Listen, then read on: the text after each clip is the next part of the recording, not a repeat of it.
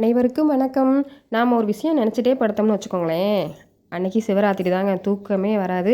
நானும் அப்படி தான் காலைல சீக்கிரம் எழுந்திரிக்கணும்டா, 4:30 மணி 5 மணிக்கெலாம் எழுந்திரிச்சு இன்றைக்கி பிரம்ம முகூர்த்தத்தில் விளக்கு போட்டணும் அப்படின்னு நினச்சிட்டு படுத்தேன். ஆனால் எந்திரிச்சது 3:15க்கெலாம் எந்திரிச்சிட்டேன்.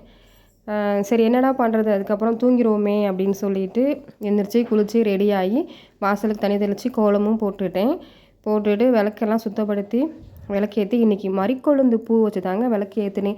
முருகருக்கு ரொம்ப பிடிக்குமா மறிக்கொழுந்து, அதனால் மறிக்கொழுந்து வச்சு தான் விளக்கு ஏற்றிருக்கேன் இன்றைக்கி. சின்ன பிள்ளைகளெல்லாம் 8:30 8:45 வரைக்கும் தூங்க வேண்டியது, அம்மா எழுப்புனாலும் எந்திரிக்கிறதே இல்லை.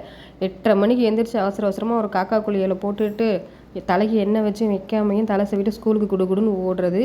இப்போல்லாம் தூக்கமே வரதில்லை, வயசாகிட்டே இருக்குல்ல, அதனால் தூக்கம் வரதில்லை. இன்றைக்கி அவரைக்காய் சாம்பாரும் பருப்பு ரசமும் வச்சு பசங்களை ஸ்கூலுக்கு அனுப்பியாச்சு. அப்புறம் சாப்பாடு வடிக்கும் போது கஞ்சியில் சாப்பாடு விழுந்துருச்சு, அது எனக்காக எடுத்து வச்சுக்கிட்டேன்.